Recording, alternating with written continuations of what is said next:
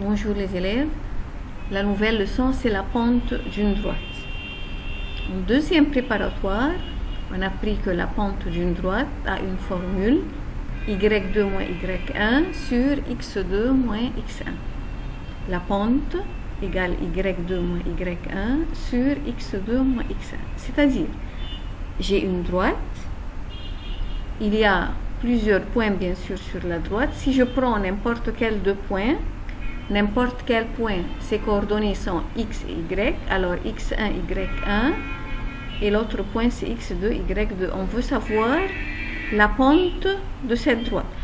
Une droite peut être, voilà, elle peut former par exemple un angle positif avec la partie positive des axes des x, ça c'est l'axe des x. On appelle ça la partie positive et ça la partie négative. Alors voilà la droite, elle forme un angle aigu ici. Quand on calcule la pente de cette droite, on va trouver que la pente est positive. Voilà une autre droite. Bien sûr, elle est différente que celle-ci. Celle-ci forme, voilà, un angle obtus avec la partie positive toujours de l'axe des x. Quand je calcule la pente est négative.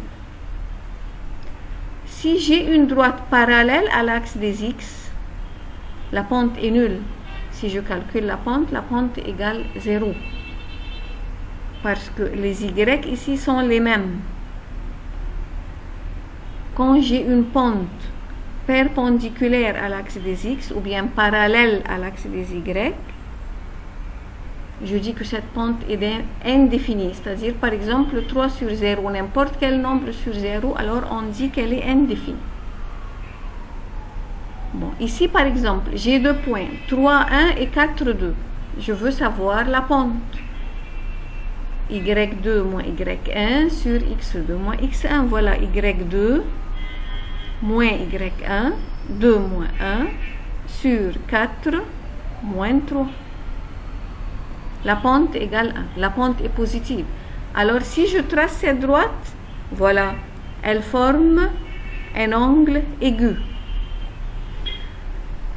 Bon, la pente, on a dit, c'est variation de y2 moins y1, sur variation de x. Alors, par rapport à cet angle-là, on va nous souvenir de la leçon de trigonométrie qu'on a pris au commencement. La pente, c'est-à-dire la tangente de l'angle. La tangente, on a dit, qu'est-ce que c'est que la tangente? C'est côté opposé sur côté adjacent. Alors, la tangente de l'angle positif que fait la droite avec le sens positif de l'axe des x. Alors, la pente, c'est la tangente de l'angle. Comment? On va voir ça dans l'exemple qu'on va voir.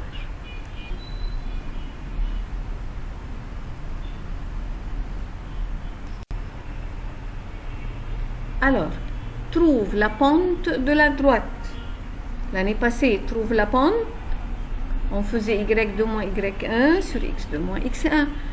Alors, en troisième préparatoire, trouve la pente de la droite qui fait un angle de mesure 24 degrés, 16 minutes, 12 secondes avec le sens positif de l'axe des x. On prend la calculatrice.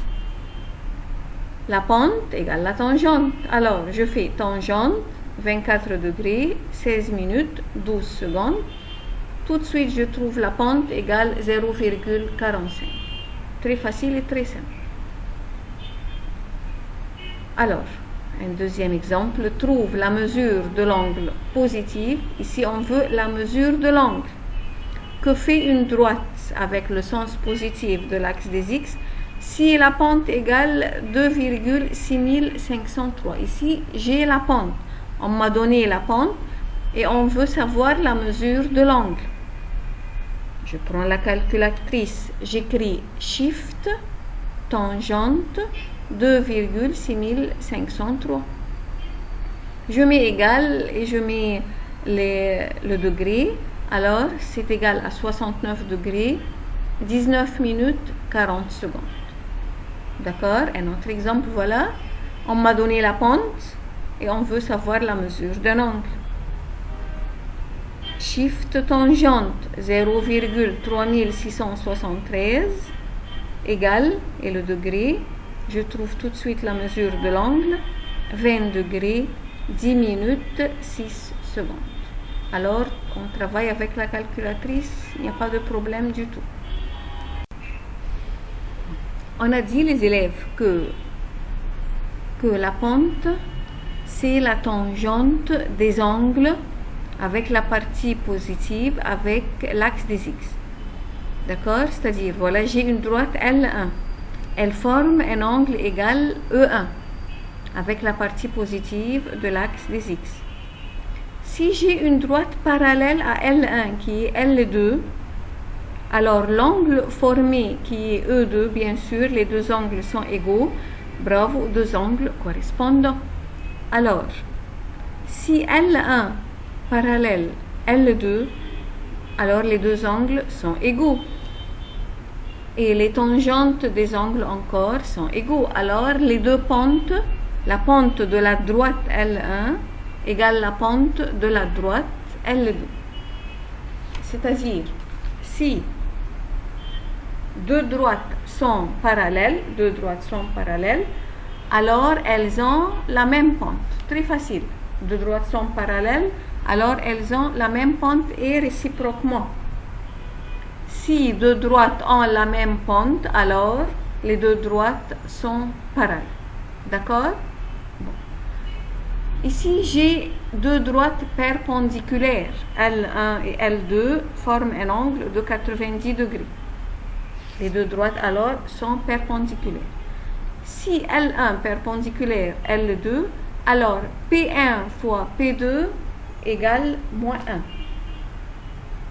C'est-à-dire, si L1 perpendiculaire L2, les deux droites sont perpendiculaires, alors le produit de leur pente égale moins 1. Et réciproquement encore, si le produit des pentes égale moins 1, alors elles sont perpendiculaires. On retourne, premier cas, si AB parallèle CD, si pente de AB égale 2 tiers, on a dit les deux droites sont parallèles, alors les pentes sont égaux. AB parallèle CD, puisque pente AB égale 2 tiers, alors pente CD encore égale 2 tiers. Bon, ici, quand j'ai deux droites perpendiculaires, si AB perpendiculaire CD, pente AB égale 3 quarts, pente AB 3 quarts, elles sont perpendiculaires. Alors, pente CD fois pente AB égale moins 1.